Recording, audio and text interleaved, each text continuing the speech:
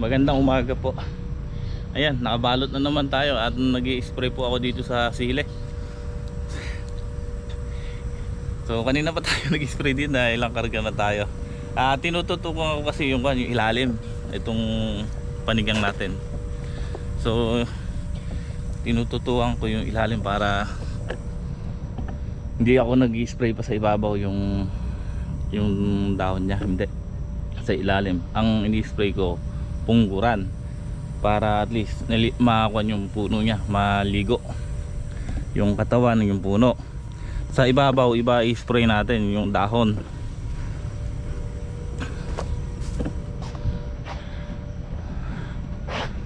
So kada butas na ginagawa ko para at least talagang basang-basa yung puno niya, tsaka yung katawan ba, tsaka yung pinakapuno. So yun ang tinututukan ko kasi diyan nagsisimula yung bakterya. So yung dahon okay naman. So may iba tayong i-spray diyan. Bukas or siguro mamaya magi-spray din ako pang insecticide. Pero sa ngayon inuna ko lang muna yung pungguran.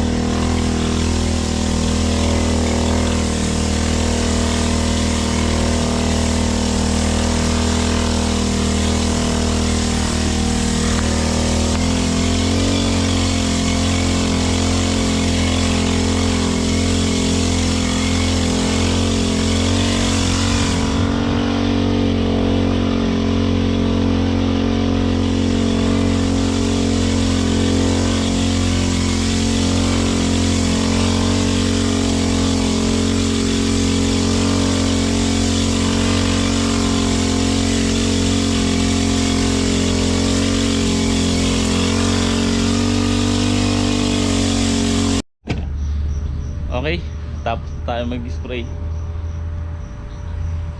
So sprayan ko muna na ng pandamo yung kabilang balag. Baka maisipan nating taniman ng pan. So yung dulo doon, yung isang balag, na kami ni boss, doon namin itatanim yung sigarilyas. So yun nga lang, talagang hindi natin muna maisingit hanggat di tayo nayayari dito sa namumunga na. Isprayan ko muna para at least mabulok na yung damo. Ngayon kung makaluwag tayo, maitutundos natin yung sigarilyas. So yun, sasamantalahin ko lang yung sikat ng araw, yung init. Ma-sprayan ko natin ng pandamo yung may balag na ito para hindi na kumapal yung damo. So ito na gagamitin ko. Dalawa naman to, yung isa yung ginagamit ko, tapos yung isa yon.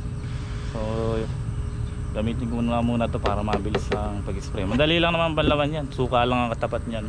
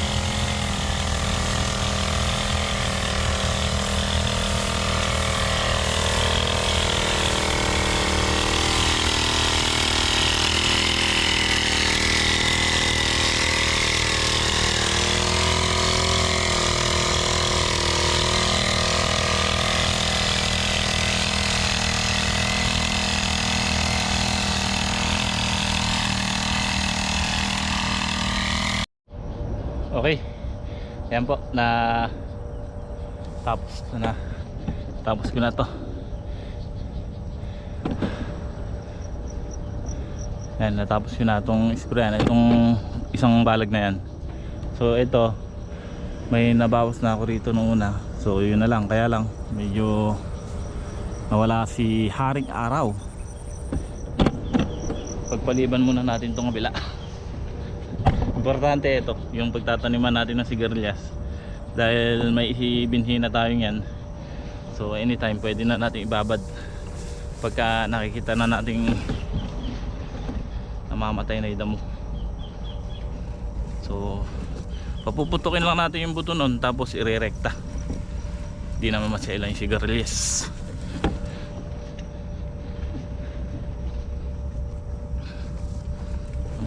Na, di pa ata maahon sila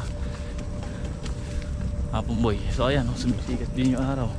Pagka sumikat, itutuloy ko ito ng isang liguan na lang.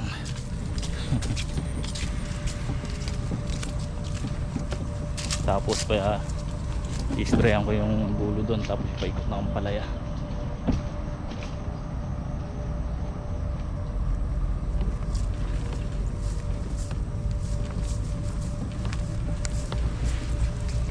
Naka 3 karga rin ako ron. Pero kagandahan nun, naliligo ang damo.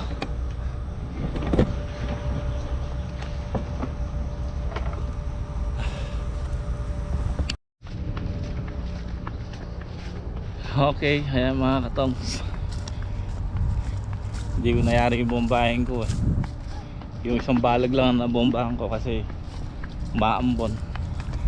So nakapaligo ako, biglang sumikat yung araw. Bahala siya, bukas na lang ako.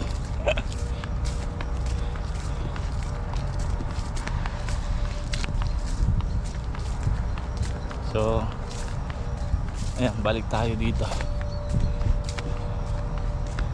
Ayan, ganda nung natadamuhan nila, oh.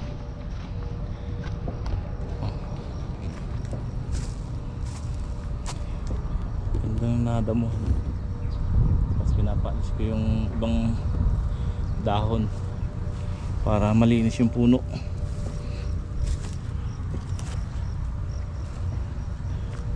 At ito, may dala tayo ang one ply. So ngayon, lima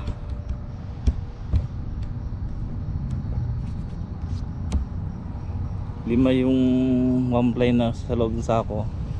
Nilagyan ko para hindi bumabaluktot. Yan ang hihilahin ko. So ako lang maghihila dahil sa bato yan, nagdadamo sila.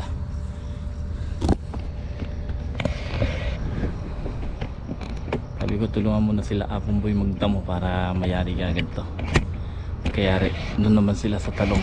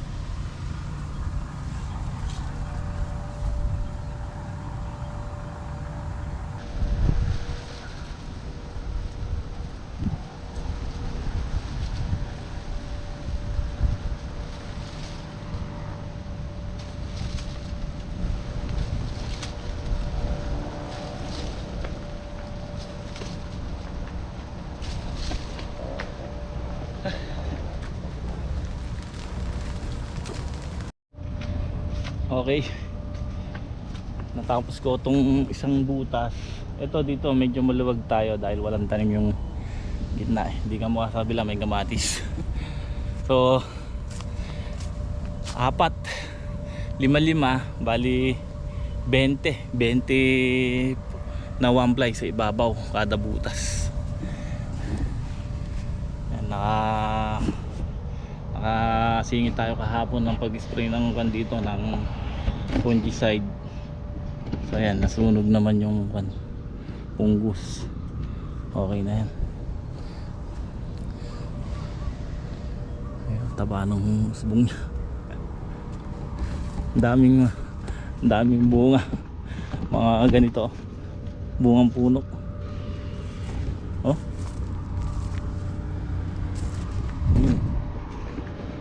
sa isang puno ata mayroon dalawa. Oh, ang dami.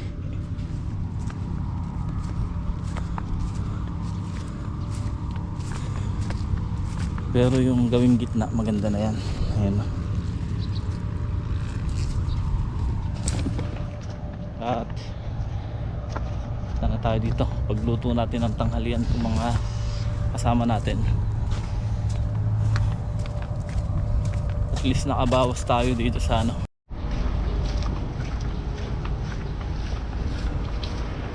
Kuha tayo ng papaya dito mga katong. Mga katong, kuha tayo ng papaya.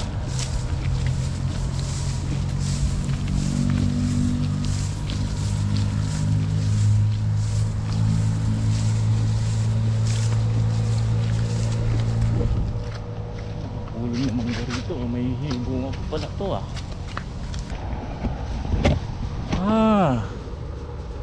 Yun o. Ito, hindi na pwede ito bukas o. Napasok na ng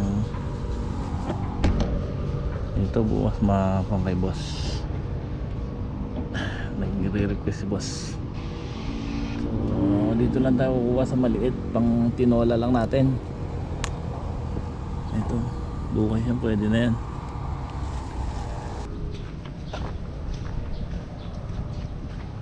Ang masarap sa tinola, ang marunggay.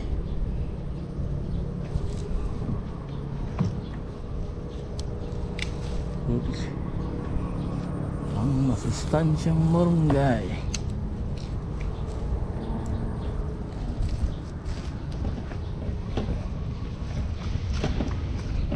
Ako, na-spray natin si sili. Hugasan na lang natin. Sa baba lang naman tayo nag-spray. So, hugas-hugas din.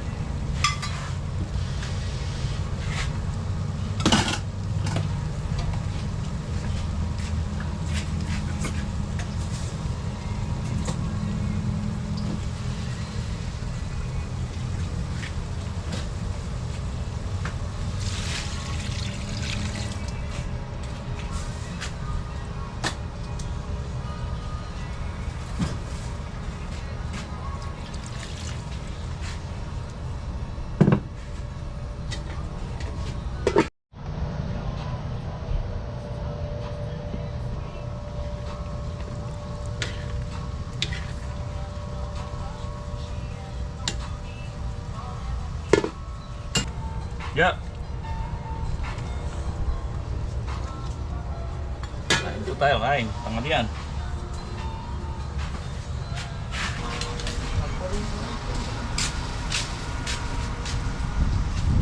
Ay, nakasabaw din ako. Po, nakasabaw.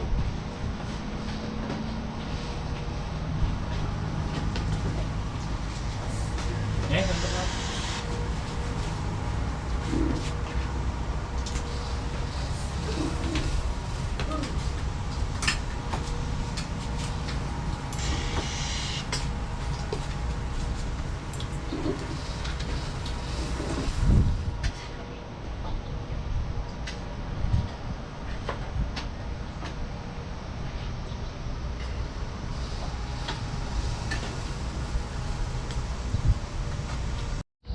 Yo, what's up mga katongs? Ayan,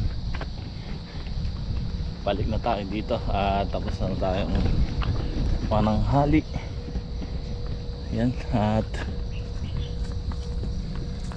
medyo paulan-ulan pa. Paulan-ulan pa.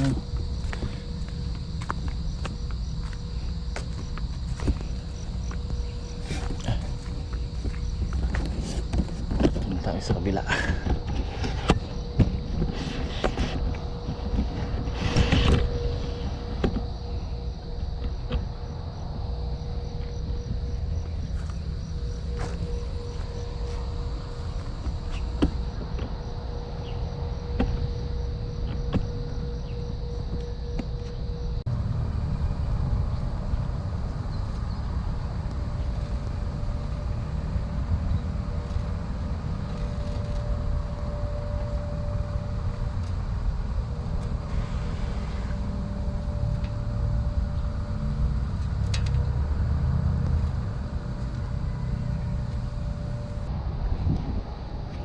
So ito yung kahoy, nakatali 5.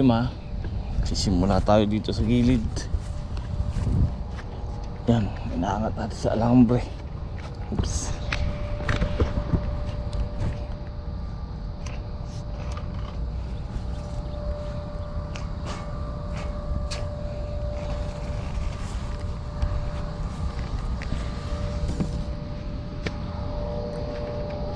Sumasabit to. Bumalupot pala rito eh. Sumabit ka pala eh. Huwag kang sasabit. Bali 4 na balik tayo dito pagka ganito. Puro 5.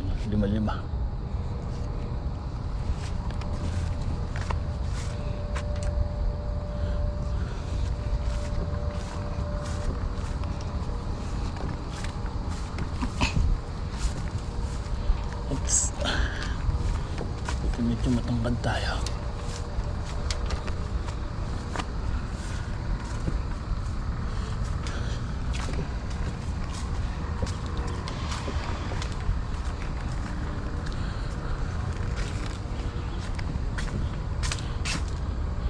Lalaglag mo na. Nabalik, sorry.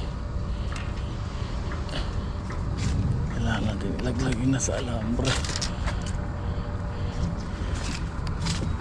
Babalikin din ng tali yan pag pinitik natin.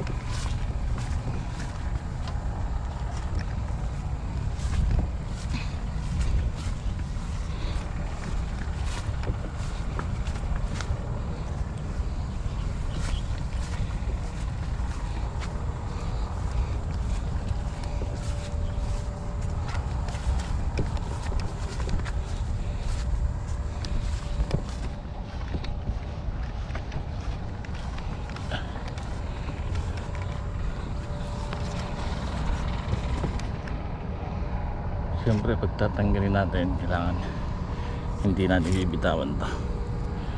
Tsaka natin lalak muna isa-isa.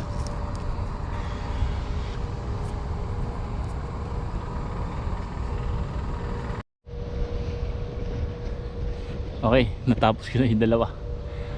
So naubos na yung 2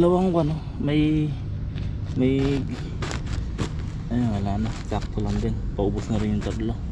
So yung 5 halos 2 butas lang yung 5 banana twine. Meron pa naman din kami ron mga gutal, siguro kaya ng ano yun, kaya ng isang butas siguro yun, mga bawas na yun eh. So magiging 3 pa. So mga 7, pati yung mga pang lalak natin 7 pa. Malakas sa ano, sa banana to. Siguro nakaka 40 kilos pang, makaka 40 kilos to magagamit. Sa akin na naglawit na bunga dito, yung umano na sa itaas. Oh, thank you Lord. Malakas yung ulan na ito. Doon muna kayo. Okay na muna kami. Magpapatuyo muna kami.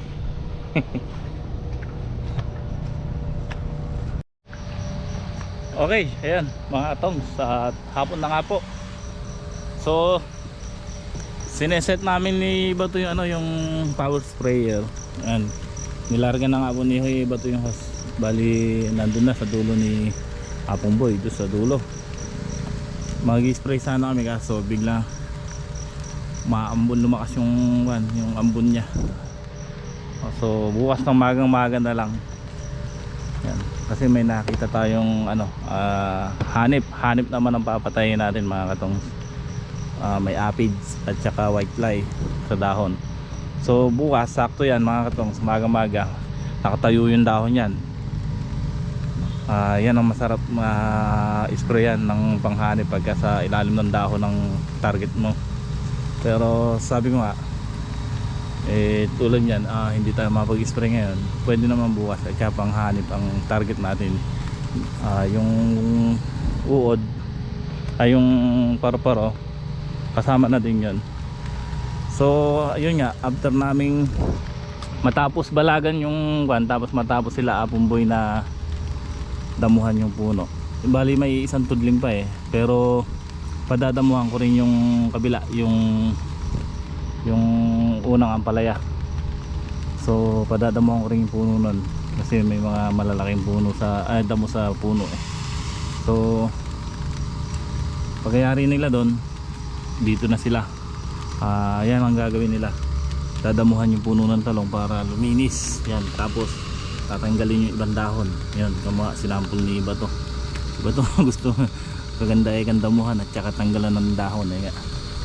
So total may nauna naman kaming 8 tudling na naitali doon nung kahapon. So doon sila magsisimula habang kami matatapos din bukas doon sa Balagen. Bukas sila rin doon matatapos. Dito kami nasa Makalawa. Habang nagdadamo si Joey at si Apong Boy, dalawa, kami ni Bato ang nagtatali para sabayan nila Apong Boy. Ngayon pag nangyayari namin talian, pagtutulong-tulungan namin damuhan. So mas maganda pa yung sila Apong Boy, talagang si Joey pulido. Yung dinamuhan nga doon sa ampalaya kaganda eh, talagang malinis. Yan, may pa nga yung konti lang tayo, at least nakakuha tayo sa trabaho.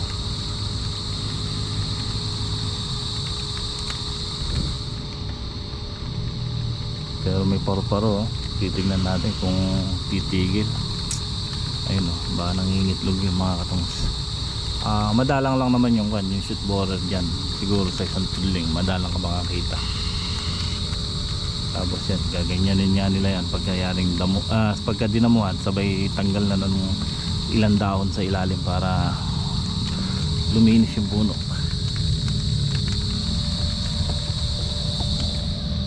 Kapag titingnan natin pagka hindi tumigil yung ambon na yan, bukas na maga tayo mag-spray. Pagka tumigil, baka sprayan namin ngayong gabi ni Bato.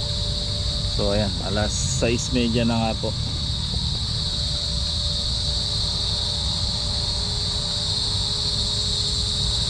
Tapos yun, hinugasan ko yung yung doon bang ginamit natin sa basta. Ito. Ayun o, nagwan tayo ng ito kalahating buhating suka tinang banlaw natin.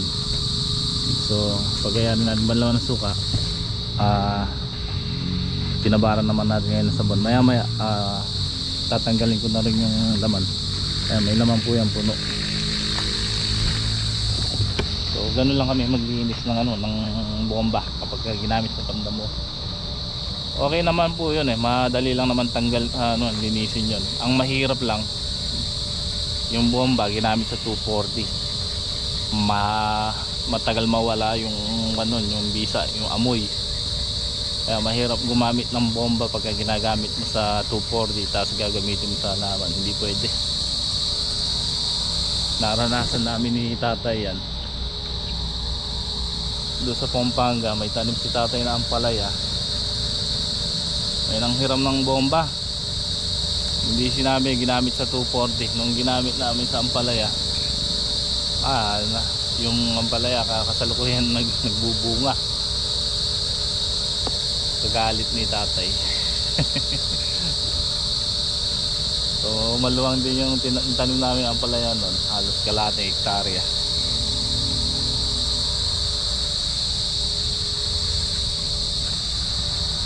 Maliit pa ako nun, pero hindi naman talaga ako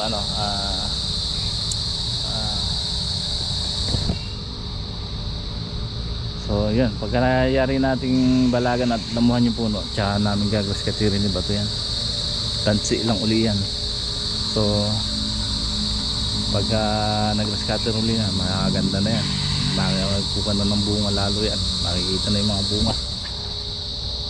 So paano mga katong, hanggang dito na lang muna yung ating vlog. Muli po maraming salamat po sa inyo sa suporta. Yan, sa mga nagtatanong, mag-comment lang po kayo, sasagutin natin. Maraming nainganyo doon sa simi natin. So maraming salamat po. At ngayon Martes, July 8 po ngayon. Ayan, 6:34. So ayan, maraming salamat po. Muli, God bless po sa inyo lahat.